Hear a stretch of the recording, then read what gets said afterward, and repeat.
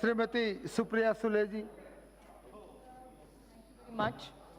I stand here to speak against a very long and tiresome budget, which we all heard. And even unfortunately, I don't know on what note has this government brought this budget. It was a tiresome exercise hearing the speech, and this debate has been one of the longest debates, which has maximum breaks, I think. We've been preparing for the last 4 days, and finally we have an opportunity to speak on the budget. I would like to, I think the economic survey, the vision of the finance ministry seems to be a bit hazy, because the economic survey says one thing and the budget outcome says something. The economic survey, where they have quoted Kautilya, says, the root of wealth is economic activity and its lack of bringing material distress. In the absence of fruitful economic activity, both current prospective and future growth are in danger of destruction. Now, when this is the one side of the vision of the economic survey, the entire budget seems to be, I think, a document which seemed like a vision of a party or a government. Because it is very interesting, because first of all, a budget, normally what I understand, is only for 1 year. Most of their commitments were about 5 years and 10 years. And when the Treasury bench spoke, it was very interesting, because I think they're actually living in a bubble, absolutely away from reality in a fairy tale world.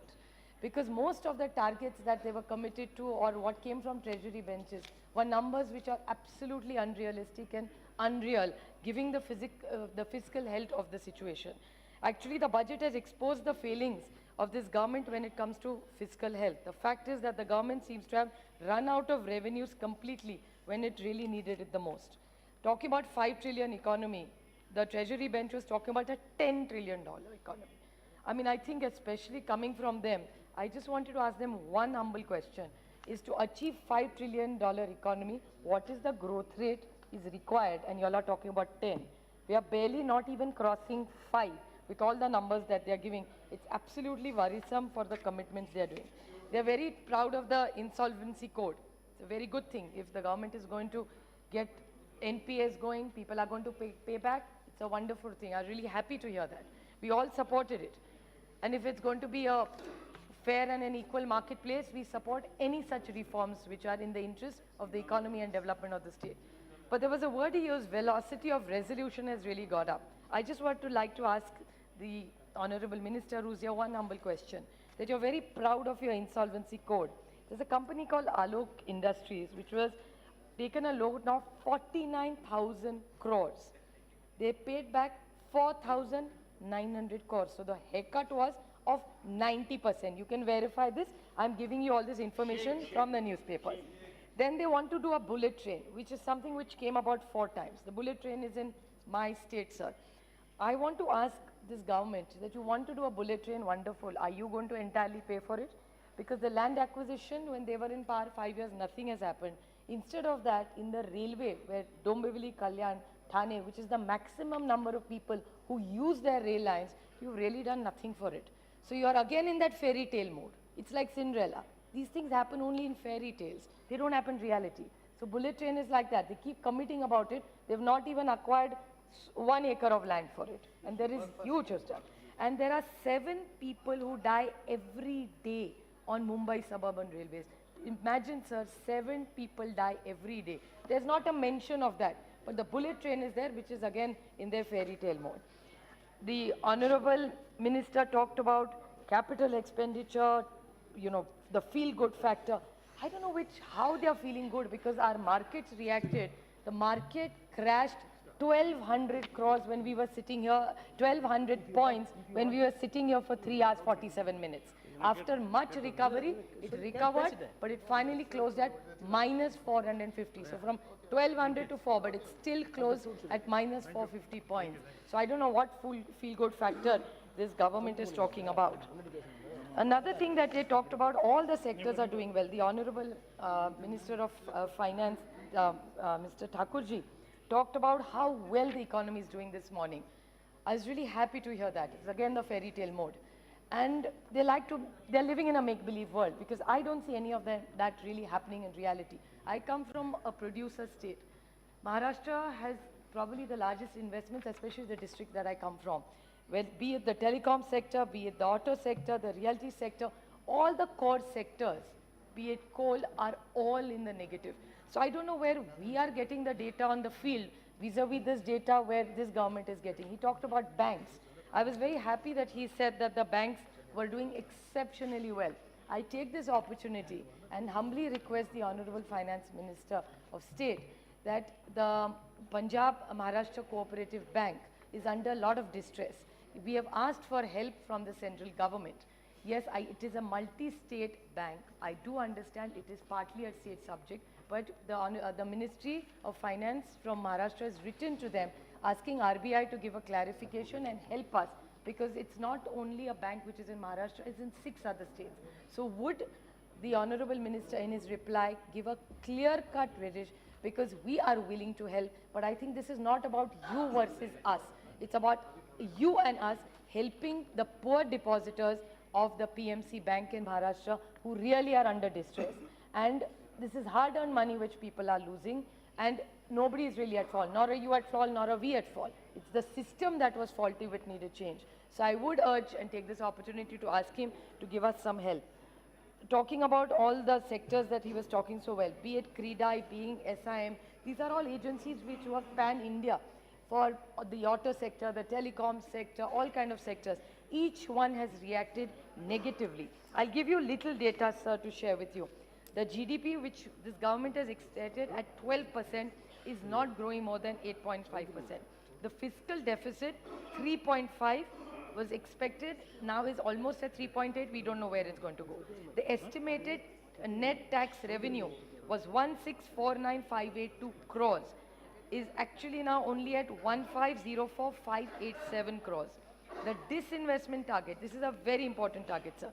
They are looking at selling LIC, Air India, God knows how many things. The disinvestment target was at 1,05,000 crores. Their yield is only at 65,000. So they have not reached more than 60% anywhere. The government spending is, despite the borrowing of 63,086 crores, they have reached only right now, it should have been 27,86,379 crores. The gross tax revenues, there is a huge lot. The numbers are 3 lakh crores. He'll have to verify what really the number is. I still like to quote Shri Arunji, who I remember clearly here. It's unfortunate that he's with us no more. Sir, he came up with the FRBM Act. Now, what was the FRBM Act? It was not just for the country, but it was even for the states. And the intent was exceptionally good of the government. And what was it for? It was to control deficit, have good fiscal discipline, and even limit the states so that nobody overspends, so there is no bankruptcy. And the reason nobody needs to be bankrupt, because all our social sector programs, be it healthcare, be it education, gets affected when the economy slows down. So in this, what has been done in the FRBM Act, I still remember Shri Arunji speaking from here. In 2014, he said that the fiscal deficit has to stay between not more than 3.2 and always lesser than 3.2. In your government, it has reached 3.8, it's always probably going to reach 4. And you're using the act. Now, why are you using this act? To bring it, because that commitment was 3.4. If you disagree, I'm happy to listen to you in your reply. And it would reassure us if that's not the case. I'll be more than happy to know that that's not the case. But the whole debt structure looks really very worrisome. So one last point about the farmers. I have a lot of points, but I'll try and finish as soon as I can. So just 2 minutes. For the farmers, you talked about doubling incomes. Now in 2 years, how are you going to? The 16 plans that you made is a wonderful plan. It's again the fairy tale moment. It sounds wonderful on paper, but it's not going to happen, because that whole 16 measures were like a long laundry list. There was only wishes and intentions. And I'd like to highlight one point out of it. They talked about solar. The intention is exceptionally good. But in solar, just to bring to the notice of the Honorable Minister, 92% of solar modules come from China. Now this Make in India business, I don't know where it's headed, but 92% comes from China. The PV model part of the solar, 20% tax, and you have capped imports. So imports are capped, the taxation has gone up, you have disrupted the whole thing, the policy has changed, and that's the sentiment India's going through this difficulty. The service tax now has become 18% and the goods tax 10%. So there's a gap of 8,000 crores of people who have already invested in the solar business. Now, who's going to pay this 8,000? States cannot afford to pay it. You're not willing to pay it. So this is the sentiment of this country. There's continuous disruption of policies. And that's what the problem of this entire scheme of things is. How are you going to mobilize the finance? Who are the investors? Who are the startups? How is this going to do? Another very good intention is zero budget natural farming. Very good step. Very happy to have organic things. But where is the yield? Organic farming, very wonderful thing. We all grew up eating organic farming. Can you just quickly tell us what this is? Two last very short points which I really need a clarification because I come from a producing state who is suffering because of the slabs of GST. Two big major mistakes they have made. GST, they made slabs. The same thing they are doing in taxation again. Multiple slabs. You put everybody in a slab. I don't know which chartered accountant's life has become serious. At least the one who studied with me are not sounding very happy with the situation. But the cess and the surcharges, sir, so much cess is collected. How come we don't get it for education in our states? Because they'll say, oh, it's in a kitty. Then if your kitty is doing the same thing about Narega, my friend Kani Modiji talked about Narega earlier. Somebody said, oh, it is very demand driven. Yes, it is a demand driven program.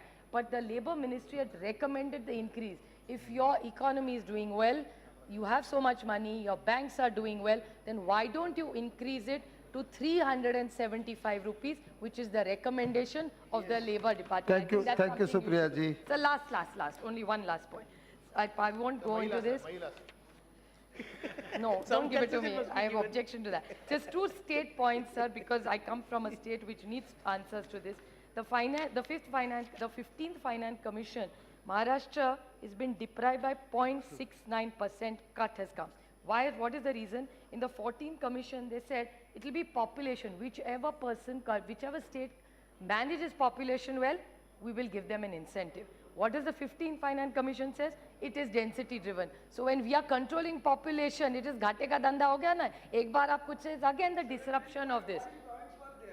70 points, and we fit them all. So we should have not listened to all the recommendations. Thank you, madam. Last point, just two things. It's a very serious matter. So last 2 points. One is between this says centered sponsored schemes. The states, like my state, is 5% less for midday meal program, and because of 13% cut on major because of this commission issues that my state is suffering. And GST, I saw Jayant Sinha ji speaking exceptionally well in GST. I'm so happy we are doing well in GST. Please give us our 15,000 crores. We will also say the same thing. My state has not got any of the monies which is that. Now they've given us little amount of money, and now they're saying we will only give it in two parts.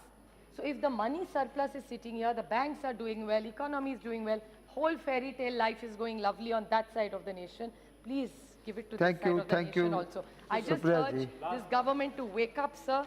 They have to target the disinvestment.